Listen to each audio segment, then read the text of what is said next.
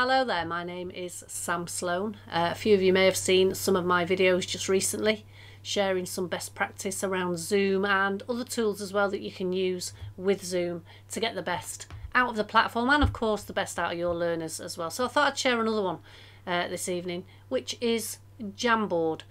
Fantastic interactive whiteboard.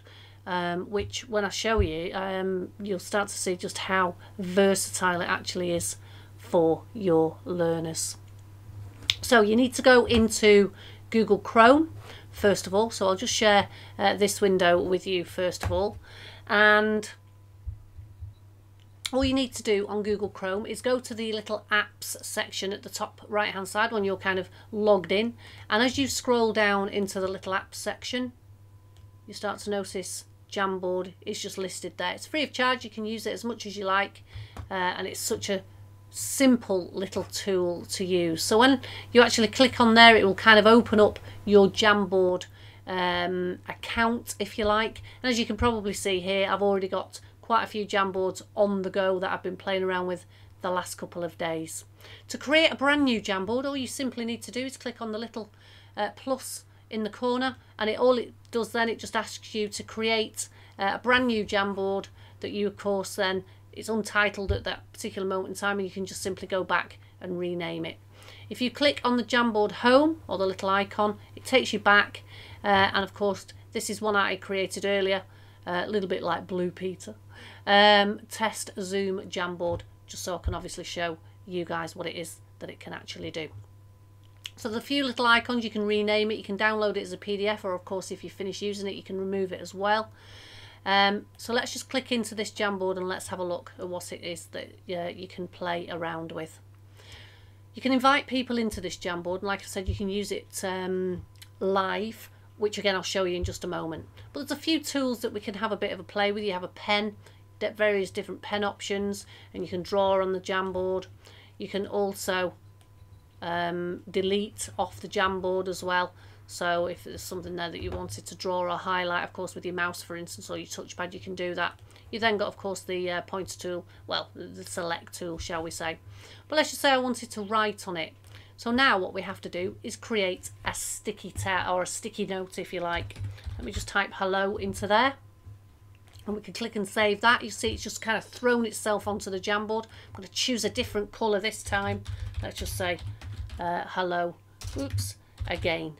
And then just save and pop that onto the Jamboard. And when I'm kind of finished, whatever it is that I want to say, I can then just reposition them, make them bigger if you like. I can tilt them and get as many different ones on as I like. This is just Jamboard number 1 that we're on at the moment.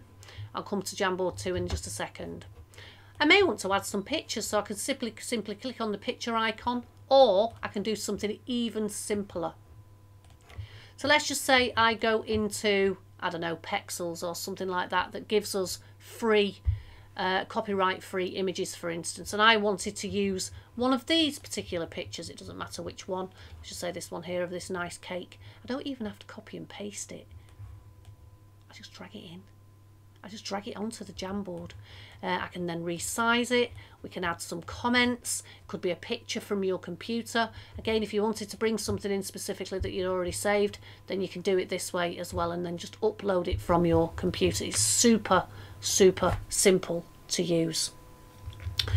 So, like I said just a few moments ago, we have various different boards. So I've got, let's just say Jamboard number 2 for instance. If I wanted to drag another picture in on there, then I can do, and I can have simultaneous groups using the particular Jamboard. So let's just say we were doing this in Zoom. Breakout room 1 could be on Jamboard number 1, breakout room 2 could be on Jamboard number 2. And the roving flip activity that of course we all love to do in a face-to-face event, all of a sudden you can actually do live with your delegates in the breakout rooms. It works brilliantly. It's a great way to debrief the activity as well, which I'll show you in just a second. So how do we get other people in? Super simple as well. You just simply click on share, and what this does is it shares. You can add email addresses in there.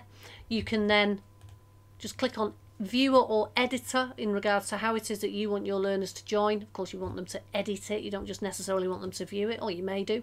And of course if you wanted to change who gets the link, shall we say. Anybody with the link is the editor option. So they don't have to have a Google account.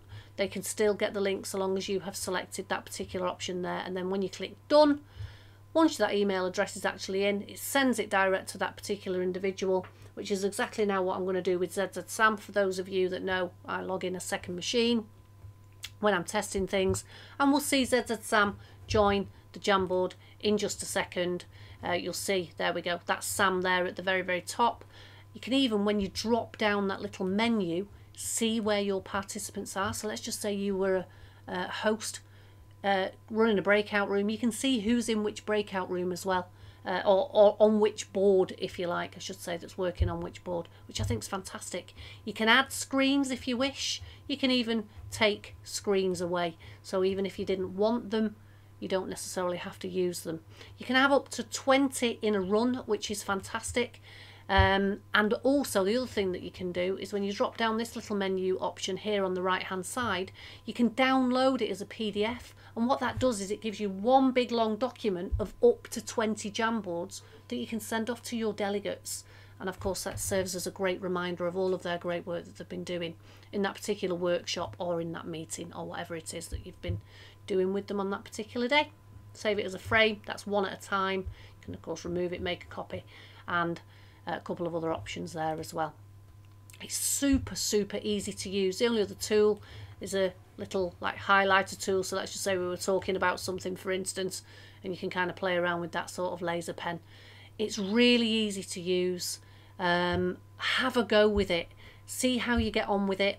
But let's just say I wanted to also share it live. Let's just say in a Zoom session, for instance. How is it that I do that?